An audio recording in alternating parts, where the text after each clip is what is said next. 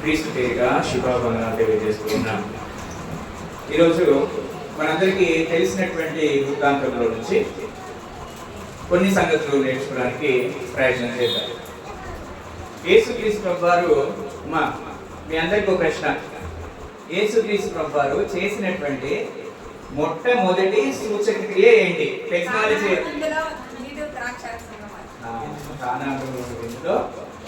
నీళ్లను ద్రాక్షరసంగా.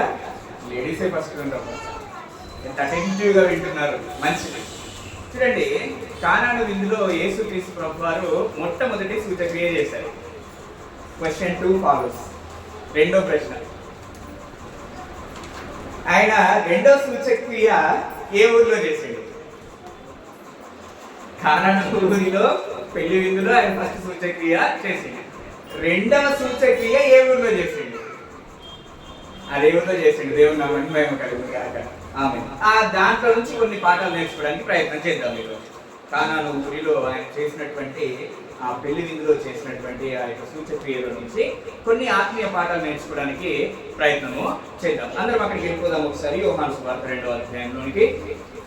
యోహాను సువార్త 2వ అధ్యాయంలోనికి వెళ్ళిపోదాం. అందరం కూడా మొదటి వచనం నుంచి కొన్ని వచనాలు చదువు. మూడవ దినమున గలిలయలోని కానాను ఊరిలో ఒక వివాహము జరిగింది. యేసు తల్లి అక్కడ ఉండేది. యేసు ఆయన శిష్యులను వివాహములకు పిలువబడింది. ద్రాక్షరసం అయిపోయినప్పుడు యేసు తల్లి వారికి ద్రాక్షరసం లేదని ఆయనతో చెప్పగా యేసు ఆమెతో, అమ్మ, నాతో నీకేమి పని? ఆ సమయం ఇంతలో రాలేదన్నది. ఆయన తల్లి పరిచారకులను చూచి ఆయన మీతో చెప్పునది చేయడనది. యూదులు శుద్ధీకరణ ఆచరణ ప్రకారము 2-3 భూములు పట్టు 6 రాతి బాణలు అక్కడ ఉంచబడి ఉండేది. యేసు ఆ బాణలు నేలతో నింపుడని వారితో చెప్పారు. చాలు. ఇక్కడ మనం గమనించినట్లయితే యేసుక్రీస్తు ప్రభువారిని తన యొక్క కుటుంబాన్ని ఒక పెళ్లి విధి పిలిచారు. అర్థమవుతుందా? వింటున్నారా? యేసుక్రీస్తు ప్రభువారిని తన యొక్క కుటుంబాన్ని, వాళ్ళ అమ్మను, మన సహోదరులను కానివచ్చు, ఫ్యామిలీ మెంబర్స్ కానీ విధులు పిలిచారు. పిలిచిన తర్వాత అక్కడ ద్రాక్షరసం అయిపోయిందండి.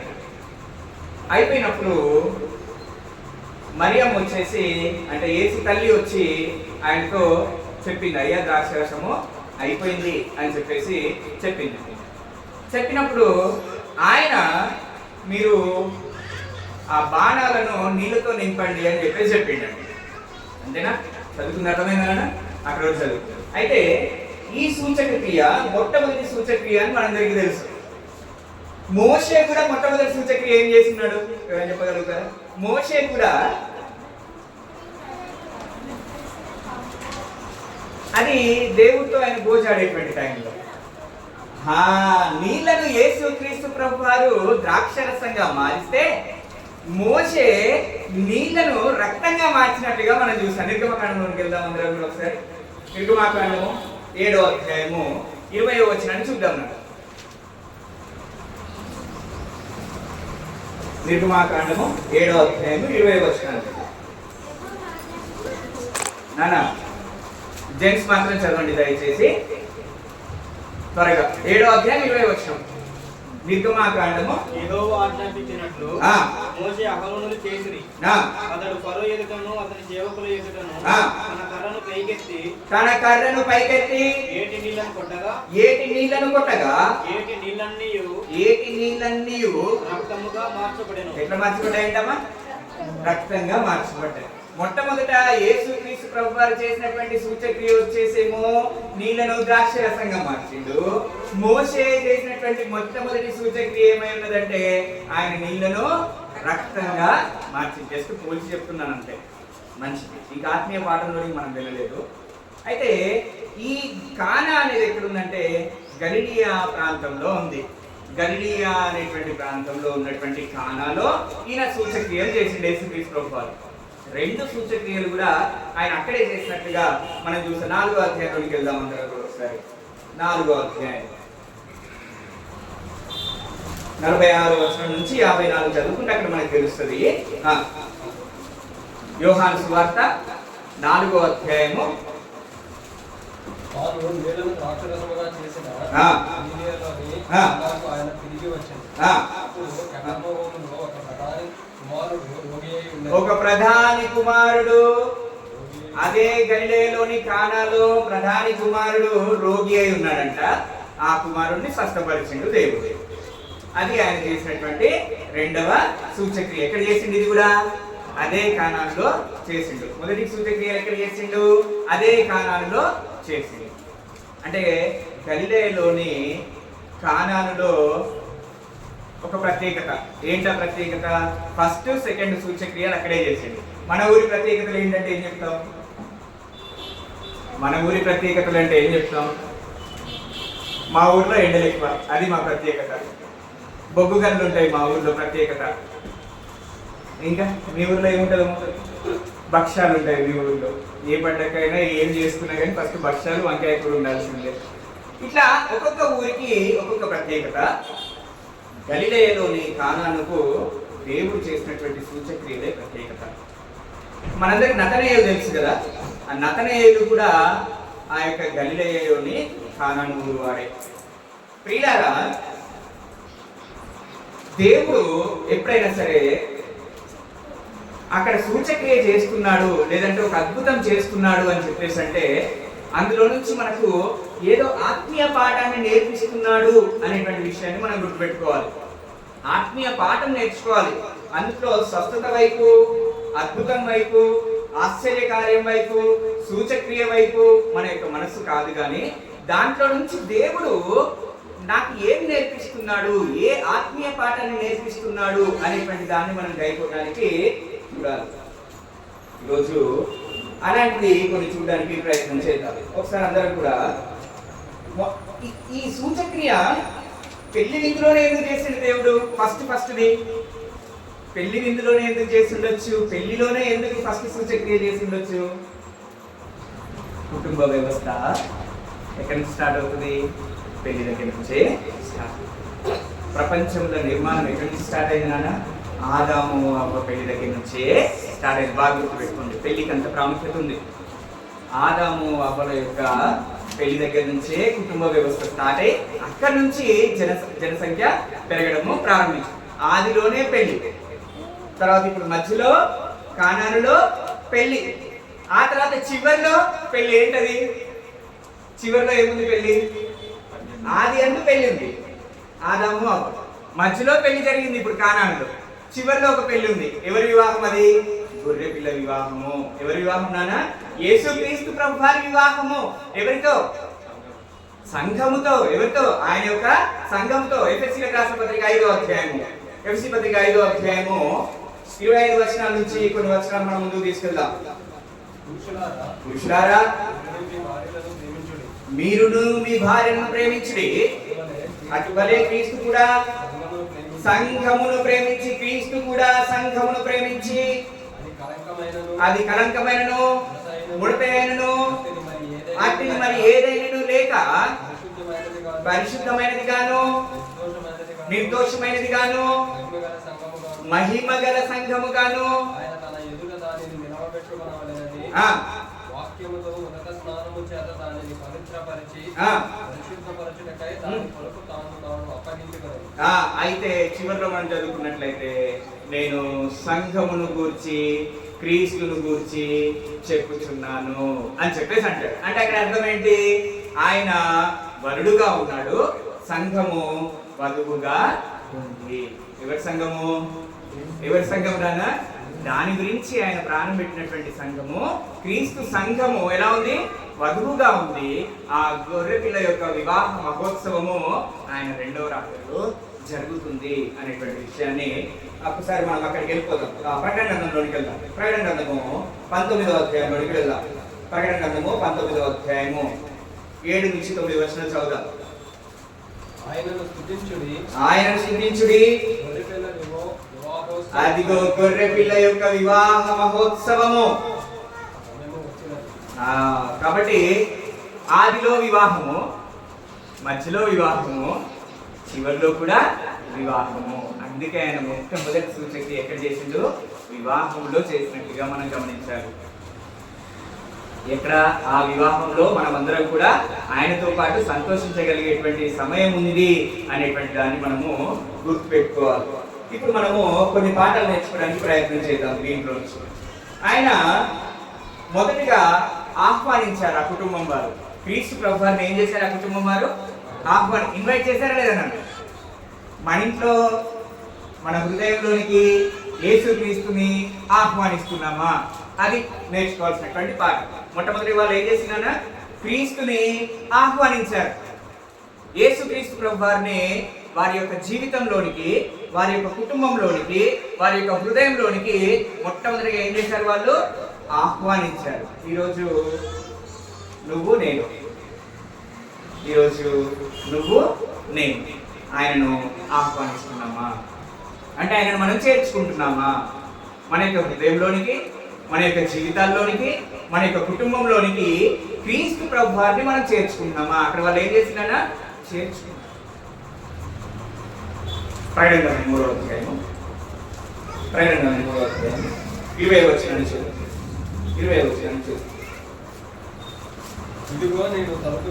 ఇదిగో నేను తలుపు వద్ద నుండి నిలిచి ఉండి తట్టుచున్నాను.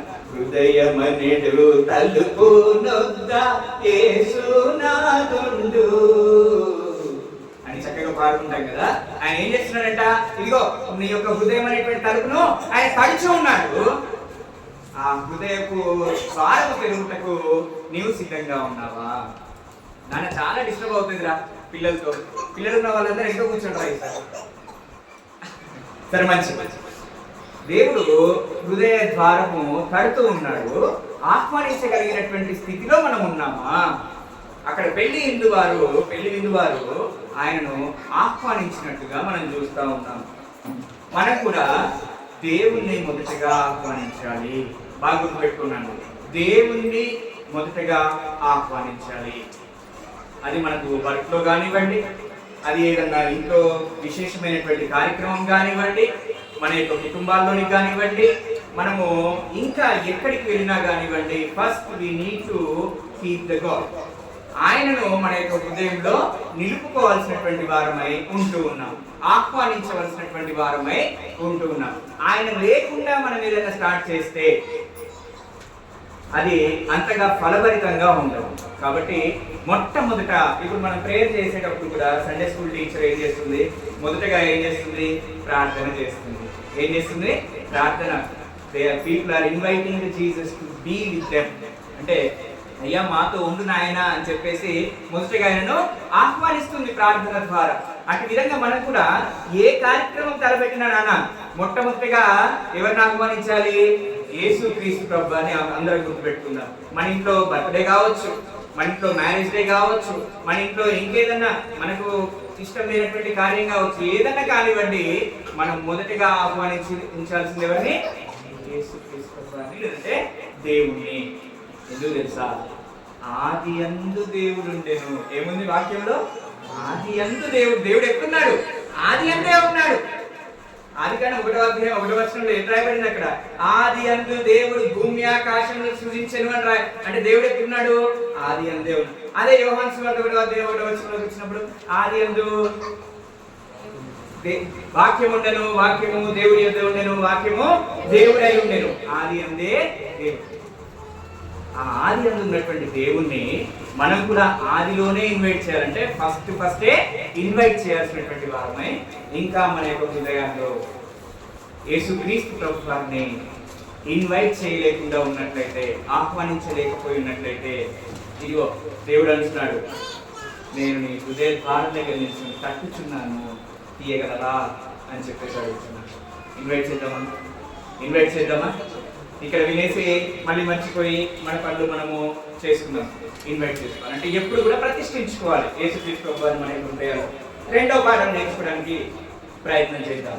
ఒకసారి అందరూ కూడా మరియ ఏం చేసిందని ఆమె దగ్గరికి వచ్చి 2వ అధ్యాయంలో 3వ వచనం అనుకుంటా. మరియమ్మ ఏం చేసింది? ద్రాక్షరసం అయిపోయినప్పుడు యేసు తల్లి వారికి ద్రాక్షరసం లేదని ఆయనతో చెప్పగా, ఆగిగో అంటే సమస్యని చెప్పింది. మరియమ్మ ఏం చేసిందనా? మరియమ్మ యేసుక్రీస్తు ప్రభు వారి తల్లి ఏం చేసింది? ఆయన దగ్గరికి వచ్చి సమస్యని చెప్పింది. మనకు కూడా సమస్యలు వస్తాయి రావాలి. సమస్యలు వస్తే ఆమె ఎక్కడికి వెళ్ళింది? ఆ విందు ఇంటి వారి దగ్గరికి వెళ్ళలేదు. మరియా విందు ఇంటి వారి దగ్గరికి వెళ్ళలేదమ్మా. వెళ్ళి ఏం పెట్టినా బాబు మంచిగా పెట్టలేదు నువ్వని చెప్పలేదు. సమస్యను ఎక్కడికి తీసుకొచ్చింది? దేవుని దగ్గరికి తీసుకొని వచ్చింది. బాగా గుర్తుపెట్టుకో, మనకి కూడా సమస్యలు వస్తాయి. రాని వాళ్ళు ఎవరు ఉన్నారా? సమస్యలు రాని వాళ్ళు ఎవరు ఉన్నారా? సమస్యలు వచ్చినప్పుడు ఎక్కడికి వెళ్ళాలి? ఎక్కడికి వెళ్ళాలో అక్కడికే వెళ్ళాలి. అంటే ఎక్కడికి వెళ్ళాలి? ఫస్ట్ దేవుడి దగ్గరికి వెళ్ళాలి. మరి ఏం చేసింది? క్రీస్తు ప్రభువు దగ్గరికి తన యొక్క సమస్యను తీసుకొని వచ్చింది. మనము కూడా అట్టి విధంగానే మన యొక్క సమస్యలు వేరే వేరే వాళ్ళతో పంచుకుంటూ ఉంటాం. మంచిదే, ఆదరణ కోసమో కొంచెం బలపడడం కోసమో. కానీ ఫస్ట్ చేయాల్సినటువంటి పని ఏంటి? మరియ ఫస్ట్ చేసినటువంటి పని ఏంటి? సమస్యను ఎక్కడికి తీసుకెళ్ళింది? యేసుక్రీస్తు ప్రభువు దగ్గరికి తీసుకెళ్ళింది. అందరం గుర్తుపెట్టుకున్నాం. మనము సమస్య వచ్చింది, సమస్య శ్రీధర్ వల్ల వచ్చిందనుకో, ఫస్ట్ దేవుడి దగ్గరికి పోచాడి, ఆ తర్వాత శ్రీధర్ దగ్గరికి వెళ్ళి సాల్వ్ చేసుకుందాం. శ్రీధర్తో సమస్య వచ్చింది, ఫస్ట్ దేవుడి దగ్గర మొరపెట్టేసి శ్రీధర్ దగ్గరికి వెళ్ళి సాల్వ్ చేసుకుందాం.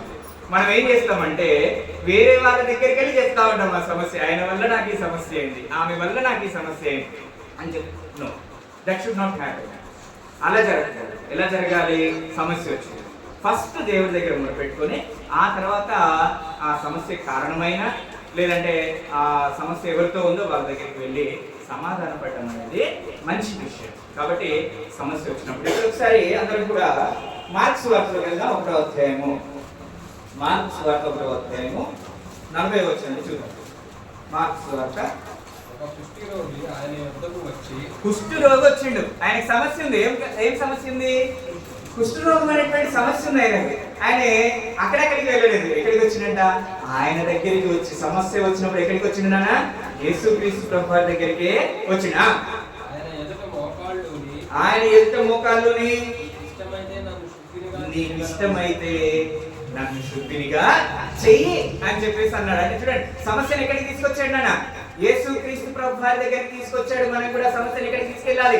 యేసుక్రీస్తు ప్రభువు వారి పాదాల చెంతకు మన యొక్క సమస్యలను మనం తీసుకెళ్ళాలి. అప్పుడు ఏమన్నాడు తెలుసా ఆయన? నాకు ఇష్టమే. ఏమన్నాడు ఆయన?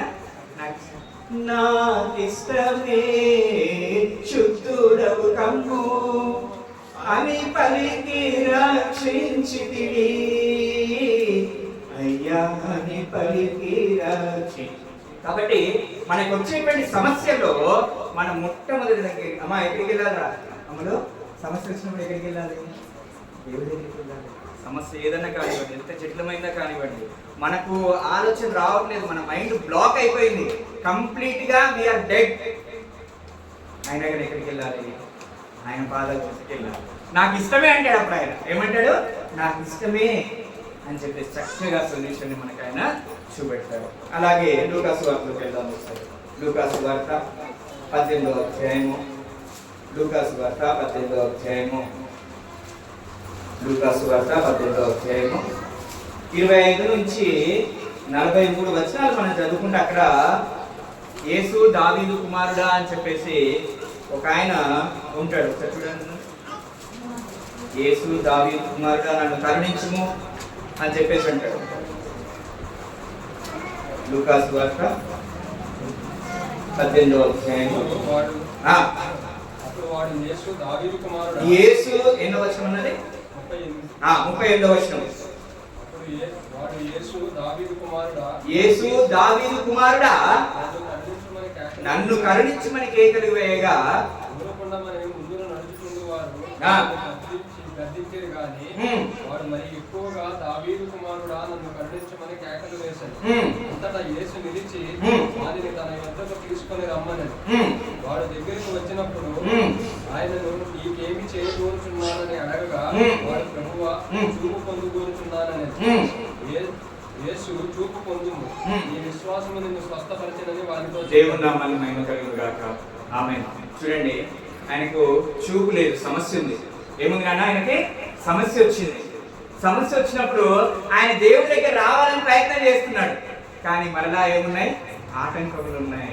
అందరూ కూడా ఆయన దగ్గరికి పోనివ్వట్లేరు. మనల్ని కూడా ఆ దేవుని ఎందుకు నమ్ముకుంటావు? ఆయన దగ్గరికి ఎందుకు వెళ్తావు? సండే ఎందుకు వెళ్తావు? అనేకమైనటువంటి ఆటంకములు వస్తూ ఉంటాయి నాన్న. ఆయన ఏం చేసిండ, మరి బిగ్గరగా అరుస్తూ ఏం చేసిండు, ఆయన ఇంకా స్ట్రాంగ్ అయిపోయిండు. ఎప్పుడైతే ఆటంకములు వస్తున్నాయో అప్పుడు ఇంకా స్ట్రాంగ్ అయిపోయింది, ఆయన ఇంకా గట్టిగా అరుస్తూ బిగ్గరగా అరుస్తూ అని చెప్పేసి రాయబడి ఉంది. కాబట్టి సమస్య వచ్చినప్పుడు ఆయన దగ్గరికి వెళ్ళేటువంటి క్రమంలో ఆటంకములు వస్తూ ఉంటాయి. ఆ ఆటంకములు జయిస్తూ మరి ఎక్కువైనటువంటి విశ్వాసంతో ఆయన దగ్గరికి మనము వెళ్ళాల్సినటువంటి వారమై ఉంటూ ఉన్నాం. అప్పుడు ఆయన ఏం చేసిండు, మీకు ఏం కావాలనుకుంటాను, అయ్యా నాకు చూపు లేదు, చూపు వచ్చేసి సమస్య. నాన్న మొట్టమొదటి ఏం చేయాలి, మొట్టమొదటి పాయింట్ ఏం నేర్చుకున్నాం, ఆత్మీయ పాఠాన్ని ఆహ్వానించుకోవాలి. మన యొక్క హృదయాల్లోకి దేవుణ్ణి ఆహ్వానించాలి. రెండో పాయింట్ ఏం నేర్చుకుంటున్నాము, మన సమస్యను ఆయన దగ్గర పెట్టాలి. మరియ ఎట్టి విధంగా అయితే తన యొక్క సమస్యను చెప్పిందో అట్టి విధంగా మనం కూడా మన యొక్క సమస్యను ఆయన యొక్క పాదాల చెంత పెట్టాల్సినటువంటి వారమై ఉంటూ ఉంది. ఆయనకు ఏ భేదం లేదు, దేవుడికి ఏ భేదం లేదు. భాష, ప్రాంతము, రంగు, గోత్రము, కులము ఇవన్నీ కూడా ఆయనకి ఏమీ లేవు. ఆయన ఎవరిని గద్దింపక ధారాళంగా ఇచ్చేటువంటి వాడు. యాకోబు పత్రిక 1వ అధ్యాయం 1వ అధ్యాయం 5వ వచనాన్ని మనం గమనించినట్లయితే, మీలో ఎవరికైనా జ్ఞానం కొరవుగా ఉన్నాయట అతను దేవుణ్ణి అడగను, అప్పుడు అది అతనికి అనుగ్రహింపబడదు. ఆయన ఎవరిని గద్దింపగా అందరికీ ధారాళంగా దయచేవాడు.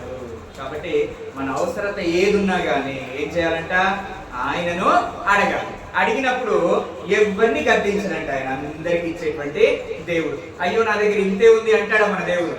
ఏనా మన దేవుడు, అయ్యో నా దగ్గర ఇంతే ఉంది, నాకు సరిపోదు నువ్వు అని చెప్పేసి అంటాడా? ఆయన సర్వశక్తిమంతుడు, ఆయన సర్వజ్ఞుడు. కాబట్టి ఆయన ఎవరిని కూడా గద్దింపక అందరికీ ఇచ్చేటువంటి సమర్థుడు. ఫిలిప్పీయులకు రాసినటువంటి పత్రిక 4వ అధ్యాయము 19వ వచనం. ఫిలిప్పీ పత్రిక 4వ అధ్యాయం 10. దేవుడు తన ఐశ్వర్యము చొప్పున క్రీస్తు యేసునందు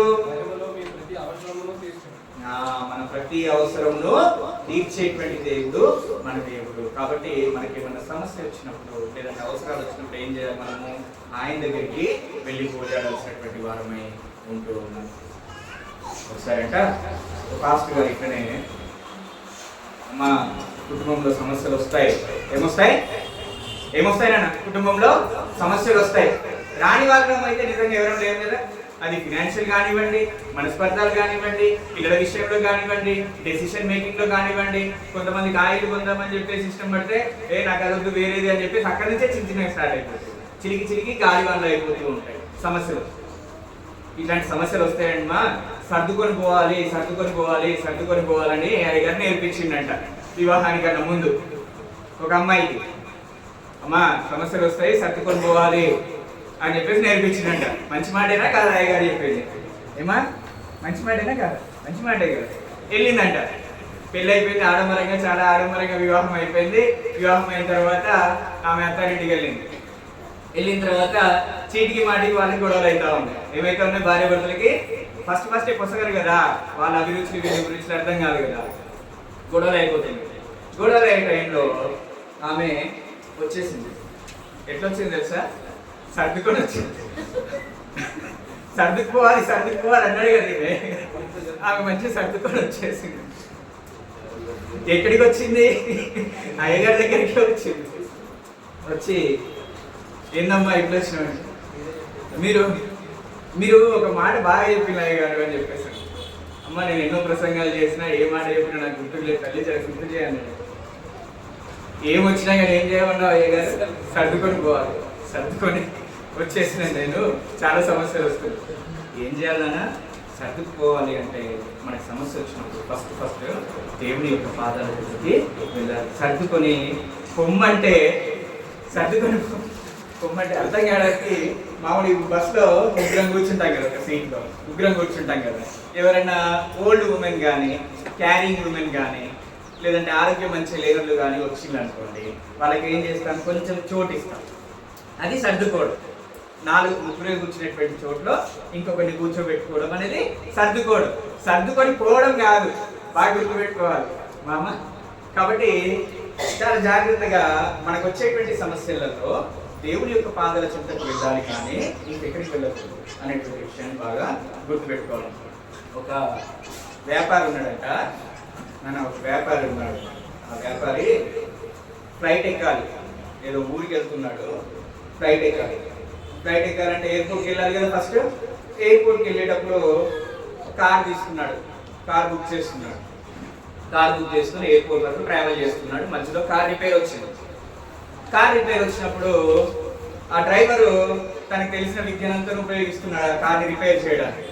తనకు తెలిసినంతా కూడా చూస్తూ ఉన్నాడు. ఆ బ్యానెట్ ఓపెన్ చేస్తున్నాడు, టైర్లు చెక్ చేస్తున్నాడు, అవన్నీ పైన చేసేటి అన్ని కూడా ఆయన చేస్తున్నాడు. చేస్తూ ఈయనకేమో టైం అయిపోతుంది ఫ్లైట్ ఎక్కడానికి, కూర్చొని ఉన్నాడు లోపల. డ్రైవర్కి టెన్షన్ పట్టింది. వచ్చిండు ఆయన దగ్గరికి, సార్ ఇది నా వల్ల అయిపోలేదు సార్, ఏం చేద్దాం సార్ అని చెప్పేసి అన్నాడు. టక్క నేను కార్ దిగేసి వెళ్ళి ఒక చిన్న వైర్ని ఇట్లా అన్నాడు. అనగానే కార్ స్టార్ట్ అయిపోయింది, హ్యాపీగా వెళ్ళిపోయాడు. వెళ్ళిపోయి ఆ ఎయిర్పోర్ట్లో దిగిన తర్వాత డ్రైవర్ అడిగాడంటే, సార్ నేను 30 years నుంచి నా కారు నేను తోలుతున్నా, ఏ రిపేర్ వచ్చినా కానీ నేనే చూసుకుంటా, కానీ ఈరోజు నేను దీన్ని చేయలేకపోయాను, మీరు మాత్రము ఒక్క చిన్న దీంతో దాన్ని రిపేర్ చేసేసింది సార్, ఎలా సాధ్యమైంది మీకు అని. ఆ car Ford car, FORD, Ford car. ఆ కార్ బుక్ చేసుకున్నాయనే హెన్రీ ఫోర్డ్. అంటే ఆ కారు ఎవరు తయారు చేసేటువంటి కంపెనీ ఓనర్. ఆయనకి ఎండ్ టు ఎండ్ తెలుసు, ఎక్కడ ఏది అవుతే దాన్ని ఎట్లా సెట్ చేయాలనేది ఆ కంపెనీ ఓనర్కి బాగా తెలుసు. అందుకని ఆయన ఏం చేసిండు, చిన్నగా ఇట్లా అన్నాడు, స్టార్ట్ అయింది, నేను కంపెనీ ఓనర్ని అని చెప్పేసి. అంటే కంపెనీ ఓనర్కి తెలియకుండా ఏమీ ఉండదు, మన దేవుని దగ్గర తెలియనట్టు ఏమీ లేదు.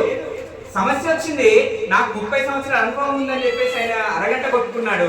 కానీ తీసుకొచ్చి ఎప్పుడైతే ఆ ఓనర్ దగ్గర చెప్పాడో సమస్య పరిష్కారం అయింది.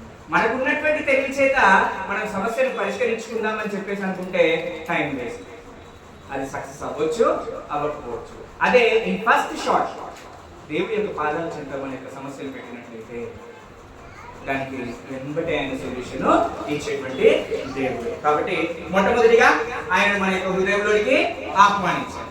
రెండవదిగా మన యొక్క సమస్యను, మూడో చూడడానికి ప్రయత్నం చేద్దాం. ఆయన ఏం చెప్పిండని అక్కడ వాళ్ళకి ద్రాక్షారసం అయిపోయింది అని చెప్పేసి చెప్తే, సమస్యను చెప్తే ఆయన ఏం చెప్పిండు, నీళ్లు పోయండి అని చెప్పేసి అన్నాడు. అవునా, వాటర్ నింపండి అని చెప్పేసి అన్నాడు. ద్రాక్షారసానికి అసలు వాటర్కి ఏమైనా లింక్ ఉందా? అయినా కానీ వాళ్ళు ఏం చేసిండ్రు, విని ఆ మాటను నమ్మిళ్ళు. బాగా గుర్తుపెట్టుకోవాలన్నమాట. అసలు ఇర్రిలవెంట్, ద్రాక్షరసం అయిపోయింది అని చెప్పే సమస్యను తీసుకొని వస్తే ఆయన ఏం చెప్తున్నాడు, బాణాల్లో నీళ్లు నింపండి అని చెప్పేసి అంటున్నాడు. పోయి కొనుక్కరండి, లేదంటే ద్రాక్ష గిన్నెలు అక్కడ దొరుకుతాయి పోండి అని చెప్పేసి ఆయన చెప్పలేదు, నీళ్లు నింపండి అన్నాడు. నీళ్ళకి ద్రాక్ష రసము ఇర్రిలవెంట్ గా ఉంది. అయినా కానీ వాళ్ళు ఏం చేసిందంటే ఆ మాట విని నమ్మి ఆయన చెప్పినట్లుగానే నీళ్లు పోసినట్లుగా, మనం నీళ్లు నింపినట్లుగా మనం చూస్తూ ఉన్నాం. అంటే ఆయన యొక్క మాటను ఏం చేయాలన్నా విని నమ్మాలి, విశ్వసించాలి. అప్పుడు ఏమైతుంది, అద్భుతము జరుగుతుంది. నీళ్ళు ఎట్టి విధంగా అయితే ద్రాక్షరసం లెక్క అయ్యాయో అట్టి విధంగానే మన సమస్య కూడా తీరిపోతుంది. ఆయన ఎప్పుడు ఆయన యొక్క మాట విని నమ్మి వింటూనే ఉంటాం కానీ నమ్మం. కానీ ఏం చేయము, నమ్మం, అపనమ్మకం. కొద్దిగా నమ్ముతాము, కొద్దిగా మళ్ళీ మన ఇంటర్వెన్షన్ ఉంటుంది. కొద్దిగా నమ్ముతాము, కొద్దిగా పక్క వాళ్ళ ఇంటర్వెన్షన్ ఉంటుంది. అటువంటి ఇంటర్వెన్షన్స్ ఏముండదు. సంపూర్ణంగా ఆయనను విశ్వసించాలి. వినడంతోటే సరిపోదు, విని ఏం చేయాలంట, విశ్వసించాలి. నీళ్లు పోయమన్నాడు అని చెప్పేసి అంటే ఈయన ఇక్కడ ఏదో చేస్తున్నాడు అని చెప్పేసి వాళ్ళు నమ్మిండ్లు. వినడమే కాదు కానీ వాళ్ళు నమ్మినట్లుగా మనం చూస్తూ ఉన్నాం. కాబట్టి ఏం చేయాలి, ఆయన యొక్క మాటను విని నమ్మాలి. హన్న ఏం చేసింది, ఒకసారి హన్న దగ్గరికి వెళ్ళినట్లయితే మొదటి సమూయేలు గ్రంథంలోకి వెళ్దాం. అందరం కూడా మొదటి సమూయేలు గ్రంథం దగ్గరికి వెళ్దాం. 1వ అధ్యాయము 1వ అధ్యాయము ఆమె ఏడ్చేది చదువుతున్న వాక్యం. అరికాన ఆమెకు ఎఫెట ఆ రీతిగా చేయుచుండగా హన్న యెహోవా మందిరమునకు పోవునప్పుడల్లా అది ఆమెకు కోపము పుట్టించిన కనుక ఆమె భోజనము చేయక ఏడ్చుచుండెను. ఇక్కడ చూడండి, హన్న ఏం చేస్తుందంటే భోజనం చేయట్లేదు. నెంబర్ 1. హన్నా గురించి అందరికి తెలుసు కదా. ఎవరి తల్లి హన్నా? సమూయేలు తల్లి. దేవుని నామానికి మహిమ కలుగును గాక. ఆమేన్. మంచిది. ఈ హన్న పిల్లలు కాకముందు ఏం చేస్తుందో చూద్దాం. మొట్టమొదటిగా భోజనం మానేసిందంట, రెండవదిగా ఏడుస్తూ ఉందంట, మూడవదిగా మనోవేదన పడుతూ ఉంది అని చెప్పేసి రాయబడి ఉంది అక్కడ. ఎన్ని విషయాలు? ఆమె పిల్లలు కాకముందు ఏడుస్తుంది, భోజనం మానేస్తుంది, మనోవేదన పడతా ఉంది. సమస్య వచ్చినప్పుడు మనకు కూడా అట్లనే ఉంటాం కదా. అయితే ఆ తర్వాత 18వ వచనం, 1వ అధ్యాయం 18. ఆమె అతనితో సేవకురాలనైన నేను నీ దృష్టికి ఒకనుండును అనేది. తర్వాత ఆ స్త్రీ తన దారిని వెళ్ళిపోయి భోజనము చేయొచ్చు దాని నుండి. చూడండి, అక్కడ ఉన్నటువంటి ప్రవక్త ఆమెతో చెప్పిండు, నువ్వు కుమారుణ్ణి కంటావు పో అని చెప్పేసి అక్కడ ఉన్నటువంటి ప్రవక్త చెప్పినప్పుడు చెప్పంగానే ఆ మాట విని ఆమె నమ్మింది. ఏం చేసిందనా? ఆమె నమ్మింది. వినడమే కాదు, నమ్మింది. అందుకనే తర్వాత ఇంటికి వెళ్ళిపోయి హ్యాపీగా భోజనం చేసినట్టుగా మనకు ఇక్కడ రాయబడి ఉంది. అంతకుముందు ఎట్లుందామే? భోజనం చేయకుండా ఏడ్చుకుంటూ మనోవేదనతో ఉంది. ఎప్పుడైతే ఆ ప్రవక్త ద్వారా మాట విన్నదో, వినడం అంటే విని మర్చిపోలే, విని నమ్మింది కాబట్టి ఆమె తిరిగి ఇంటికి వెళ్ళంట, చక్కగా భోజనం చేసిందంట, ఏడు పాపేసిందంట. కాబట్టి వినడం వరకే ఉండదు, కానీ ఏం చేయాలి? దాన్ని నమ్మాలి. నీళ్లు పోయి అని చెప్పేసి అంటే వాళ్ళు వినడం మాత్రం వినలేదు, వాళ్ళు నమ్మిండు దేవుడు ఇక్కడ ఏదో చేస్తున్నాడు అని చెప్పేసి. అటు విధంగా మనం కూడా ఏం చేయాలన్నా నమ్మాలి. అందుకే యోహాను సువార్త 21వ అధ్యాయం పేతురు వల వేస్తాడు కదా, 21వ అధ్యాయం లోకి వెళ్దాం. యోహాను సువార్త 21వ అధ్యాయం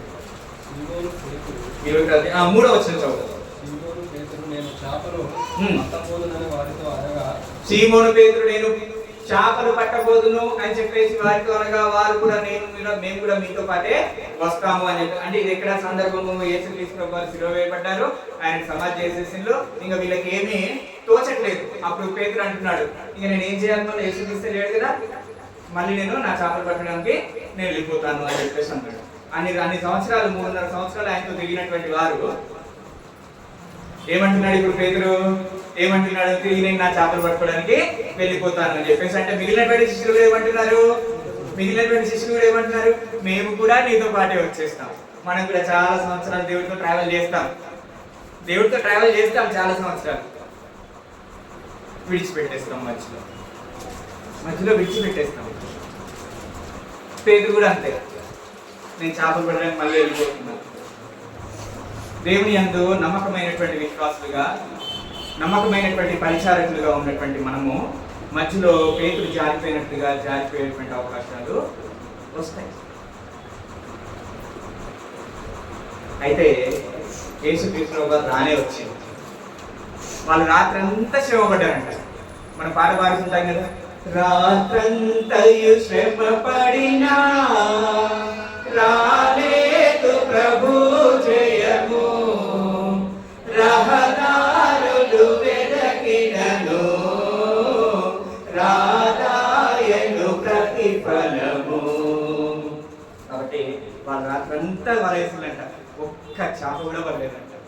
ఆ తర్వాత 6వ వచనంలో రానే వచ్చారు యేసుక్రీస్తు వారు వచ్చి, మీ కుడి వైపున వల వేయండి. ఏమన్నాడు ఆయన? మీ కుడి వైపున వల వేయండి అన్నాడు. అనగానే ఎందుకు ప్రభువా అని చెప్పేసి వాళ్ళేమి తిరస్కరించారు. విన్నారు, నమ్మిండు, వలేసిండు. తెగిలిపోయేంత చేపలు, విస్తారమైనటువంటి చేపలు వాళ్ళలో పట్టినట్టుగా మనం చూస్తాం. అన్న విన్నది, నమ్మింది. పేతురు ఆయన యొక్క తోడున్నటువంటి వారందరూ కూడా విన్నారు, నమ్మాలి, కాబట్టే వల వేశారు. మనం కూడా వినాలి, నమ్మాలి. నమ్మకపోతే మళ్ళీ వేస్ట్, కాబట్టి అదేవిధంగా మార్క్స్ వార్త 9వ అధ్యాయంలో మనందరికీ తెలుసు ఏమంటారు దేవుడు? నమ్ముట నీ వలనైతే నమ్మువానికి సమస్తము సాధ్యము. నమ్ముట నీ వల్ల అయితే నమ్మువానికి సమస్తము సాధ్యము అని చెప్పేసి దేవుడు సెలవిస్తా ఉన్నాడు. కాబట్టి నమ్మాలి. ఏం ఆత్మీయ పాఠాలు నేర్చుకున్నాం? నెంబర్ 1, ఆహ్వానించాలి మన యొక్క హృదయం. నెంబర్ 2, మన యొక్క సమస్యను ఆయన దగ్గరికి తీసుకెళ్ళి నెంబర్ 3, పరిష్కరించడానికి ఆయనే సమర్థుడు అని చెప్పేసి నమ్మాలి. ఆ యొక్క పాఠాన్ని మనం ఈరోజు నేర్చుకుంటూ ఉన్నాం. నెలలో నిండినటువంటి స్త్రీ ఉంటుంది కదా, ఇప్పుడంటే స్కానింగ్లు అవన్నీ వచ్చినాయి. బాగున్నాడా, బాగున్నదా, మంచిగా ఉందా, ఆరోగ్యం. అంతకుముందు మా రోజక్కుల టైంలో లేదంటే ఇంకా మా అమ్మోళ్ళ టైంలో ఉన్నాయా స్కానింగ్లు అవన్నీ? తల్లి ఏం నమ్ముతుంది? నా కడుపులో బిడ్డ ఉన్నాడు. చూడదు కానీ నమ్ముతుంది. దేవుణ్ణి మనం చూడలేము, కానీ నమ్మాలి. అదే విశ్వాసం అన్న, అదే నమ్మకం. చిన్నపిల్లల్ని గాల్లో ఎగిరేసినాం అనుకోండి, ఇప్పుడు ఆ పాపని గాల్లో వేసినాం అనుకోండి, అది నవ్వుతుందే ఉంటుంది, నవ్వుకుంటూనే ఉంటుంది. ఎందుకు? మళ్ళీ మా నాన్న నన్ను పట్టుకుంటాడని చెప్పేసి. అది నమ్మకం. అటు విధంగా మనము దేవుణ్ణి సంపూర్ణంగా నమ్మబద్ధమై ఉన్నాం. ఆయన ఎప్పుడు మనల్ని విడిచిపెట్టేటువంటి దేవుడు కాడు అనేటువంటి దృఢమైనటువంటి నమ్మకాన్ని మనం ఎప్పుడు కూడా కలిగి ఉండాల్సినటువంటి వారమే ఉంటూ ఉన్నాం. కాబట్టి ప్రియులారా, విందులో దేవుడు చేసినటువంటి అద్భుతం నుంచి 3 ఆత్మీయ పాఠాలు నేర్చుకున్నాం. 1, ఆహ్వానించాలి. 2, సమస్యను ఆయన దగ్గర తీసుకెళ్ళాలి. 3, నమ్మాలి. సంపూర్ణంగా ఆయనను నమ్మాల్సినటువంటి వారమే. అతి కృప దేవుడు మనందరికీ అనుగ్రహించుగాక. ఆమేన్.